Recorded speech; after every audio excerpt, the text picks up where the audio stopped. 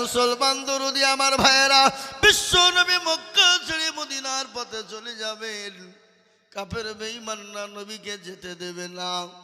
বলুন তো বাবা, মারনেওয়ালাকে মারনেওয়ালাকে কথা বলো না? আপনাদের এটা বলতে ভয় লাগছে না? আপনি মনে করছেন মারনেওয়ালা মোদি নাকি মমতা খালা? এ বাবা, মারনেওয়ালা কে? জিন্দা রাখনে वाला के, ইজ্জতের মালিক কে, বেইজ্জতের মালিক কে? আল্লাহ যাকে মারে পৃথিবীর কারো ক্ষমতা নাই তাকে বাঁচিয়ে রাখে, আর আল্লাহ যাকে বাঁচিয়ে রাখে পৃথিবীর কারো ক্ষমতা নাই তাকে মেরে দিবে। পারবে? কুরআন তার প্রমাণ, কুলিল্লাহুম্মা মালিকাল মুলক تؤتي الملك من تشاء وتنزع الملك ممن تشاء وتعز من تشاء وتذل من تشاء بيدك الخير إنك على كل شيء قدير। কবি কি বলে? রাজ্য মানুষ সিংহাসন ছবি করে দেন, সেখান সঙ্গে কেড়ে নিয়ে ফকির বানান, বাচ্চাকে ফকির করে ফকিরকে করে দেন।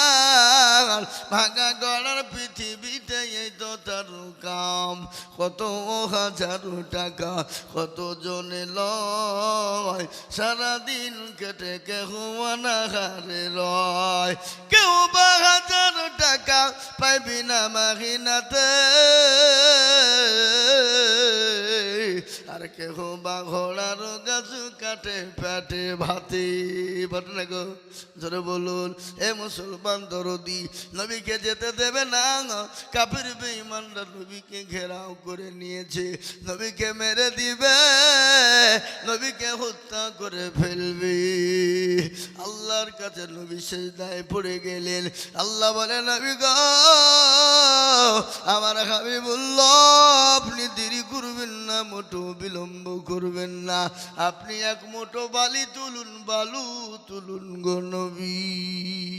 বালু আছে না? চিনেন তো নাকি বালু? এ বাবা, আল্লাহ নবীকে আল্লাহ বললেন, নবী গো, আপনি বালু তুলুন। বালি তুলে আপনি এক মুঠো বালু তুলে তাশাহুদ পড়ে আপনি কাফেরদের মাথায় ছিটিয়ে দেবেন, কাফেরদের মাথায় ছিটিয়ে দেবেন। কাফেরদের চোখ দুটো বন্ধ হয়ে যাবে, আর আপনি তাদের হাতের পাঁজর দিয়ে চলে যাবেন। আল্লাহ নবী বললেন, এক মুঠো বালি তুললেন, কাফেরদের মাথায় ছিটিয়ে দিলেন। আল্লাহ বলে, নবী গো, আপনি বালিটা নিক্ষেপ করে দিলেন, আর আমি আল্লাহ কাফেরদের চোখ দুটো বন্ধ করে দিলাম। কোরআন তার প্রমাণ বললেন, ওয়ামা রামাইতা ইয রামাইতা ওয়ালাকিন্নাল্লাহ রামা। নবী গো, আপনি বালিটা নিক্ষেপ করে দিলেন, আর আমি আল্লাহ তাদের চোখগুলো বন্ধ করে দিলাম। ওগো নবী, আপনি চলে যান। বিশ্ব নবী চলে গেলেন। যাওয়ার পরে আবু বকরকে ডাক দিয়ে বলে, আবু বকর, আবু বকর বলে যখন ডাক দিলেন, আবু বকর বলে, লাব্বাইক সাদাইক ইয়া রাসূলুল্লাহ। নবী বলেন, আবু বকর রে, তুমি কি ঘুমাও নাই? বলে, ইয়া রাসূলুল্লাহ, খোদার কসম করে বলে, নবী গো, আপনি যেদিন থেকে বলেছেন মক্কা ছেড়ে মদিনায় চলে যেতে হবে, নবী গো, আমি আবু বকর একটা মিনিটের জন্য বিছানায় ঘুমাই নাই। সুবহানাল্লাহ বলবেন না? না বাড়িতে গিয়ে বিবির সামনে বলবেন নাকি? সুবহানাল্লাহ। হ্যাঁ, এ বাবা, কি নবীর প্রেমিক, নবীর ভালোবাসা কাকে বলে, নবীর মহব্বত কাকে বলে? এ বাবা, আজকে অনেক মুসলমান নবীকে চিনে না, নবীর নাম জানে না। আছে না নাই? জোরে বলুন। আমাদের দেশের যুবকেরা রাত্রি 12টা 1টা 2টো পর্যন্ত ফ্রি ফায়ার খেলে, পাবজি গেম খেলে। আপনার দিকে সব নাই নাকি? আচ্ছা, ফ্রি ফায়ার খেলে, পাবজি গেম খেলে, রাত্রি 12টা 1টা পর্যন্ত বিলাপের তলায় মোবাইল চালায় আর কুকুর কুকুর করে কাছে। মা বলছে ছেলের শরীর খারাপ হচ্ছে কেন? ডাক্তারের কাছে যাই, ডাক্তার ওষুধ দেয়, ভালো হয় না। ডাক্তার ওষুধ দেয়, ভালো হয় না। ডাক্তার বলে, ও চাচিমা, আপনার ছেলের কি মোবাইল আছে? বলে হ্যাঁ। আপনি বিছানায় ঘুমায় কখন? বলে বাবা সকালেই তো ঘুমিয়ে যায়, কিন্তু ল্যাপের তলে মুখ ডেকে কি জানি করে, একবার দেখুন দেখি। মোবাইলের তলে দেখছে বসে বসে ফ্রি ফায়ার আর পাবজি আর কুকুর কুকুর কাছে। শরীর ভালো হবে? কথা কর। নামাজ পড়ে না। ও যুবক তরুণ, আমি তোমাদেরকে বলবো, যুবক এসো, মরণের কি ভয় না, জীবনের কি দাম নাই রে যুবক। কদিন দুনিয়ায় থাকবা,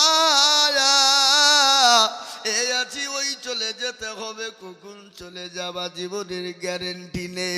যুবক ফ্রি ফায়ার পাবজি গেম খেলো, মোবাইল নিয়ে ছুটাছুটি করো, বাজারে ঘাটে ছুটে বেড়াও, আজরাইল তোমার সামনে হাজির, তোমাকে এক্ষুনি চলে যেতে হবে রে যুবক। এ দুনিয়া দুনিয়া না, আর একটা দুনিয়া রয়েছে, যে জায়গাটার নাম হলো পরকাল। ও যুবক, আল্লাহর গোলাম নবীর উম্মতের দলেরা শুনে নাও, কত যুবক আমাদের সামনে চলে গেল, কত তরুণ আমাদের সামনে চলে গেল, লরির চাকার তলায় চলে গেল, বাসের চাকার তলায় চলে গেল, বাড়ি থেকে ভাত খেয়ে বাড়ি থেকে বেরিয়ে গেল। মাকে বলে, মা গো আমি এখন ডমকুল বাজারে যাব আর আসবো। মা বলে, বেটা রে কাজ আছে, যাস না।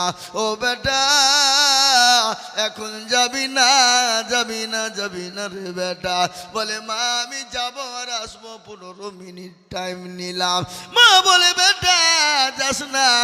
মায়ের কথা শুনে নাই বেটা চলে গেল। বাবা বাড়ির ফেরার রাস্তায় মোটর সাইকেলের স্টার্ট দিল, 100 পিকআপ তুলেছে,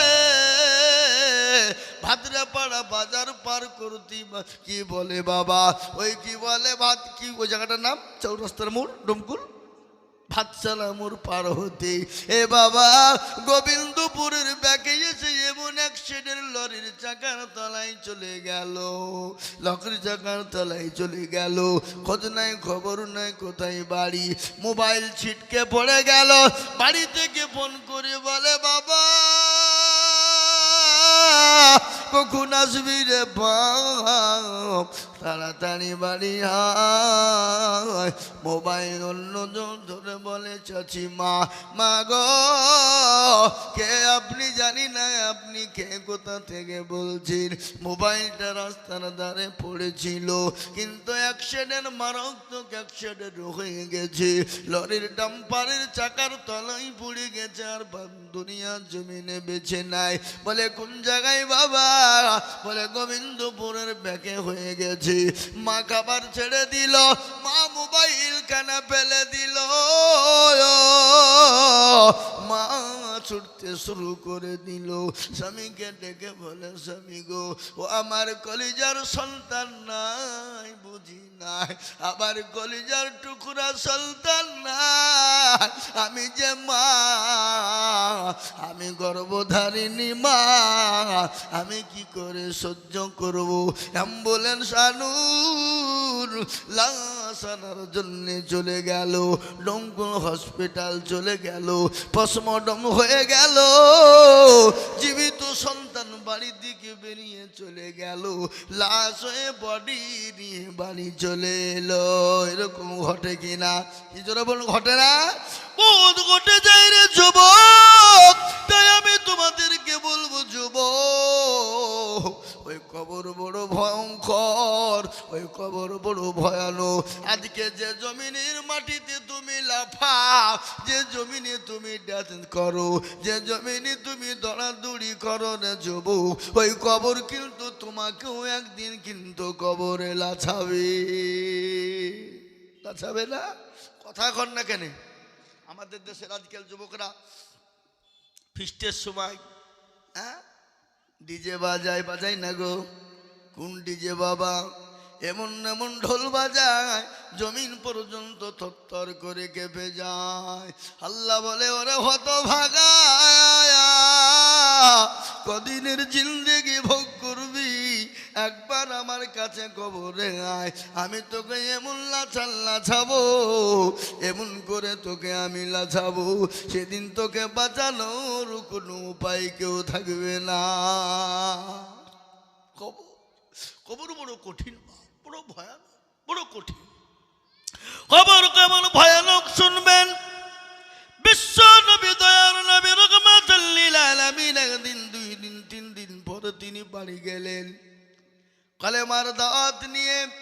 কলেমার দাওয়াত দিয়ে বাড়িতে গেলেন। বাড়িতে যাওয়ার পরে বিবি খাদিজার কাছে গেলেন। বিবি খাদিজাকে বললেন, আসসালামু আলাইকা ইয়া খাদিজা। এই বলো কাজ যাও, আমাদের যুবকদের কাজ শেষ, সব মোবাইলে শেষ বাবা। সুস্থ শরীরের লক্ষণ কি বলেন তো দেখি? সকালবেলায় প্রসাব করবে আর রাত্রি সন্ধ্যা বেলায় করবে, এটা হলো সুস্থ শরীরের লক্ষণ। আর আমরা এলুম আর গেলুম, তার মানে সুগার, ডায়াবেটিস, মোবাইলে সব শেষ। কি কথা কন না? ঠিক না ঠিক? হ্যাঁ, মোবাইলে শেষ। আর যুবকের দলের আল্লাহর গোলামেরা, নবীর উম্মতেরা কান করে শোনে নাও। আল্লাহর নবী বিশ্ব নবী 3 দিন পরে কলেমার দাওয়াত দিয়ে বাড়ি চলে যান। বাড়িতে গিয়ে বিবি খাদিজাকে সালাম দিলেন, বলেন আসসালামু আলাইকা খাদিজা। খাদিজা বললেন, ওয়ালাইকুম আসসালাম ইয়া রাসূলুল্লাহ। স্বামী গো, আপনি আসুন, ভিতরে আসুন। ভিতরে নবীজি ঢুকে দেখছেন মা খাদিজার চোখ ভরা পানি, নয়ন ভরা পানি, চোখে পানি। রাসূলুল্লাহ খাদিজাকে জিজ্ঞাসা করে বললেন, ও খাদিজা, তোমার চোখে পানি কেন, একটু আমাকে বলবা? তোমাকে শাড়ি কিনে দিতে পারিনি, শাড়ি এমন আমি তোমার একজন স্বামী, যে শাড়িতে তোমার কত রকমের তালি মারা, সেলাই করার মতো কোনো জায়গা নাই। ও খাদিজা, আমি তোমাকে শাড়ি কিনে দিতে পারি না, এই জন্য তুমি কান্না করো নাকি? খাদিজা বলেন, নবী গো, আমি আপনাকে 40 মণ স্বর্ণ তুলে দিয়েছিলাম গো নবী। 40 মণ স্বর্ণ তুলে দিয়েছিলাম। ওগো নবী, আমি কোনোদিন আপনাকে জিজ্ঞাসা করিনি কোন পথে ক্ষয় করেছেন, কোন পথে খরচ করেছেন, আমি জিজ্ঞাসা করিনি। ইয়া রাসূলুল্লাহ, আমি কেন কান্না করি একটু আপনি শুনবেন। রাসূলুল্লাহ বলেন, ও খাদিজা, তোমার বাড়িতে 3 দিন কোনো চুলো জ্বলেনি, আঁখা জ্বলেনি, উনুন জ্বলেনি, এই জন্যে তুমি কান্না করো নাকি? বলেন না। তাহলে কেন কান্না করো? খাদিজা বলে, ইয়া রাসূলুল্লাহ, আমি খাদিজা ওই কবর দেখে বড় ভয় পাই। নবী গো, কবরে বন্ধু নাই, বান্ধবী নাই, কবরে কোনো বিছানা নাই, কোনো লাইট নাই, বাতি নাই, আলো নাই গো নবী। আমি খাদিজা ওই কবরের ভিতরে কি করে থাকবো? খবর যে বড় কঠিন, ডানের মাটি বায়ে যাবে, বামের মাটি ডানে যাবে। আপনার আমার এত সুন্দর শরীরটা চূর্ণ বিচূর্ণ হয়ে যাবে। সেই দিন আমি খাদিজা কবরে কি করে থাকবো? রাসূলুল্লাহ বললেন, খাদিজা তোমার টেনশন নাই, তোমার কোনো রকম টেনশন তুমি করবে না। বলে কেন? বলে খাদিজা গো, তোমার কবরের ভিতরে আমার আল্লাহ তোমার জন্য আমার দুইজন বিবিকে পাহারাদার হিসাবে রেখে দেবে। সুবহানাল্লাহ বলবেন না?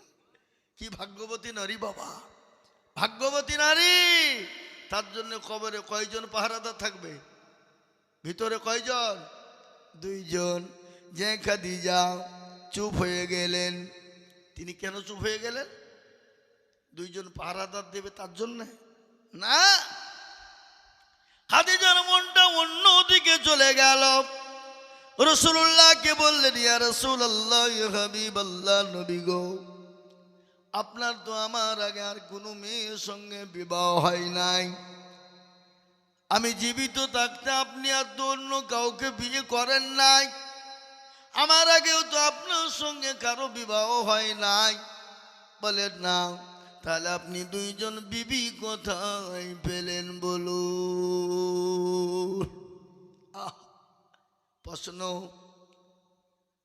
খাদিজাকে করলেন, কিন্তু খাদিজা কেন প্রশ্ন করলেন তার বিপরীত শুনেলেন। কারোর ওপর যদি রাগ থাকে বাবা, কাউকে মারার দরকার নাই। কারোর ওপর যদি রাগ থাকে মারার প্রয়োজন নাই, তার ডবল বিহি দিয়ে দিতে হবে। যা মরকা কি দিতে হবে? Double B. এ বাবা, ইয়ার মতন জ্বালা যন্ত্রণার পৃথিবীর জমিনে নাই। কিরকম যন্ত্রণা? সব থেকে তিতো কি বলেন দেখিনি? কে জানেন? কাক কালো, কোকিল কালো, কালো মাথার কেশ, তার চাহিতে বেশি কালো মনের হিংসালেশ। নিমতিতা নিমতা তিতা আরো তিতা খর, আর তার চাহিতে বেশি তিতা 203-এর ঘর। ঠিক না? চাকা গোল পয়সা গোল, গোলালু গোল, তার চাহিতে বেশি গোল মনের গন্ডগোল।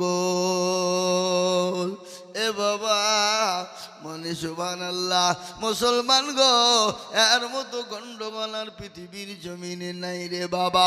ভালো করে শুনবেন, বিশ্ব নবী বললেন, খাদিজা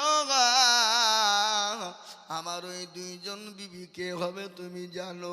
বলেন, নবী গো, আমি তো জানি না, আল্লাহ তার রাসূল ভালো করে বলতে পারবে। বলে, খাদিজা ভালো করে তুমি শুনে না, কাল কিয়ামতের দিনে আমার আল্লাহ আমার সঙ্গে জান্নাতে দুইজন নারীর সঙ্গে বিবাহ দেবেন। যে দুইজন নারী হলো, একজনের নাম হলো মা আসিয়া, আর একজনের নাম হলো মারিয়াম। আসিয়া হলো ফেরাউনের বিবি, আর মারিয়াম আলাইহিস সালাম হলো ঈসা নবী আলাইহিস সালামের আম্মা জান। ও খাদিজা, ওই দুইজন বিবির সঙ্গে আল্লাহ বিবাহ আমার দেবেন, তোমার কোনো টেনশন নেই।